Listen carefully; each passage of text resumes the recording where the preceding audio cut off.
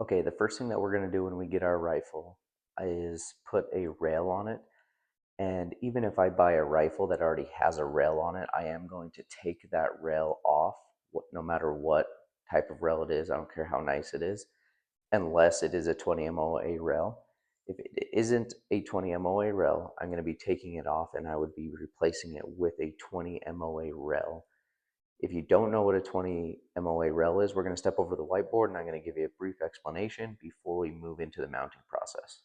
Okay, so this is what a 20 MOA rail is going to do for you and how it benefits you.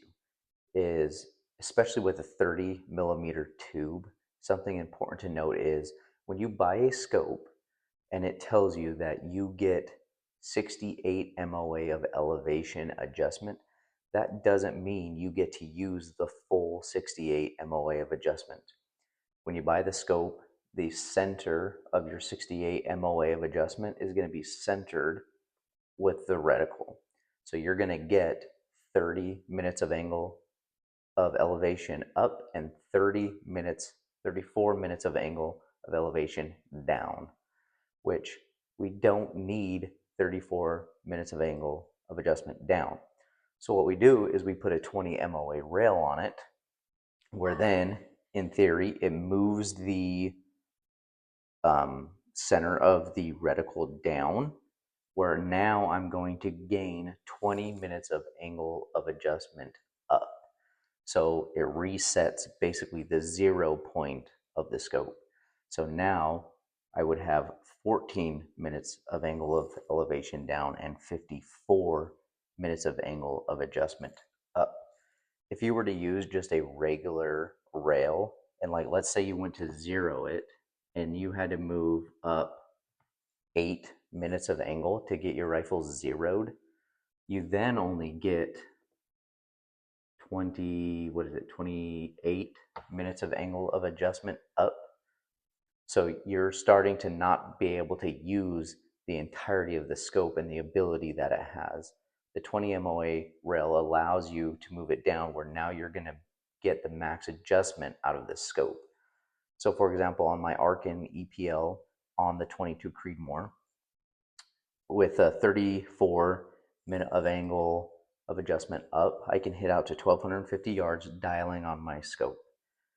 With adding the 20 MOA rail on, I now get to shoot out to 1550 yards, which gives me 300 additional yards of elevation adjustment that I can actually dial.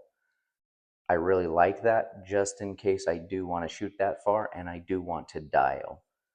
Another issue too that comes up is, sure, maybe I can hit out to 1250 yards, but that's if when I go through my zeroing process, I don't have to get rid of upward elevation adjustment. So that number could actually be smaller, and most of the time it is smaller because you're coming up in your elevation when you're zeroing your rifle.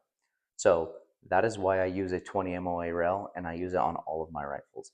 Another thing with it is if you're going to use a scope mount on like an AR-10 or an AR-15, make sure that you buy one of the scope mounts that already has 20 MOA of adjustment built in, because it's going to give you the same thing. All right, we're going to move back over to the bench and I'm going to show you how I mount the rail. I don't mean to insult anybody's intelligence, but I am going to go over how I mount this rail because there are some important things to make sure that you do.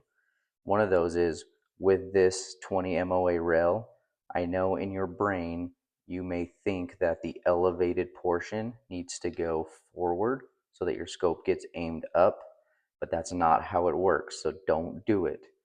The back of the rail that is elevated needs to be towards the rear. I'm not going to get into the math and the science behind it because, in all honesty, I probably can't explain it to you. However, I do know for a fact that the back of the rail, or the thicker portion of it, needs to go in the back slots. So what I do with this now is I'm just going to kind of hand tighten this all down. May even just put a couple of screws in, one screw in the back, one screw into the front here, and then I'm going to make sure that my bolt runs, and then I'm going to add in the next screws. So the reason why I do this is I have had where I've mounted some rails and the screws have been too long, and then they have actually drilled down into the bolt. So when I went to lift the bolt and run the bolt, it actually wouldn't work because there were screw marks in the bolt because the screws had gone down too far into the action. So we want to make sure that that doesn't happen, which it doesn't. So now what I'm going to do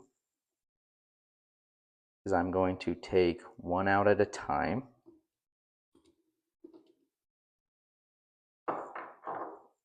And I'm going to put a little blue Loctite on them because I definitely don't want this moving. If this starts moving, you're never going to be able to get a good zero. However, one thing that's important is don't use a whole lot of it. Make sure that you just use a little bit. That's actually too much. The reason why is I don't want blue Loctite dripping down into my action.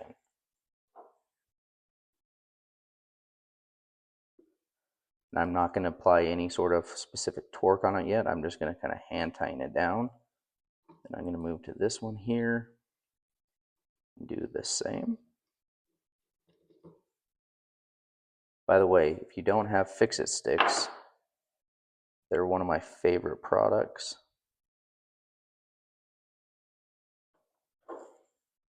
They have everything you need in it to mount scopes, rails. They have all of the right pieces for it, and it's all in one little package that I really like. So I recommend fix-it sticks to everybody.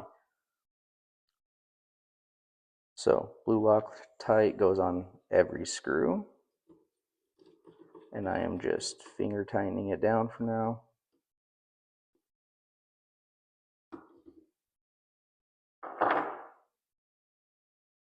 And just the slightest amount.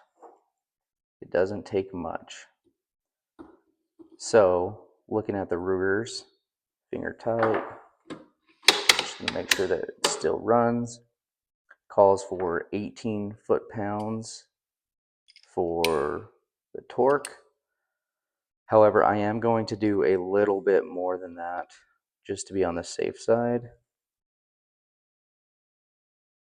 I'm going to give it about 25 is what I'm going to do.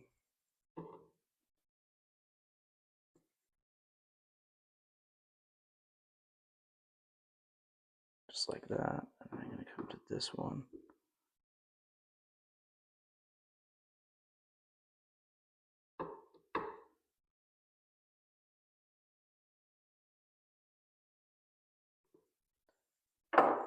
Make sure that my bolt runs.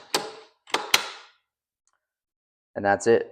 I do move from this one to this one to this one to this one. The reason why is I don't want to tighten both these down and have this torque weird or anything like that.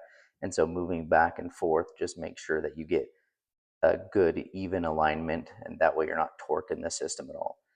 Now I'm going to let this dry for 24 hours before I do any sort of mounting on it, because I want this super solid and stable, no screws in there, and that blue Loctite dried. That way when I go to mount my scope and my scope rings, I don't get any sort of adjustment. That's how you mount the 20 MOA rail. Now we're going to move on to mounting the scope. I know that I taught you a little bit about how your scope works, but I didn't actually show you how to make the adjustments in your scope or go over any of the details of the scope. If you want those details, you need to go over and message me on Instagram, and I can get you set up with my full online course. Remember, I would need your email address, and then it's $45 and you can just Venmo me. That's how I'm running it right now. I'm not huge into the techie stuff, and I don't have it linked up where you put your card in and then it automatically sends you. I don't know how to do any of that yet. I will get to that point, but as of right now, you can message me, send me your email address. I'll send you my Venmo, you Venmo me, and then I'll send you the course via your personal email. That's how I'm running it right now. In that course, you're gonna get a lot more information on these scopes, how the elevation turrets work. There's some markings on here that will actually help you with your 20 MOA rail. I'm not gonna go over them in this free course, so I recommend you pop over, message me, and then you can get access to my full online course.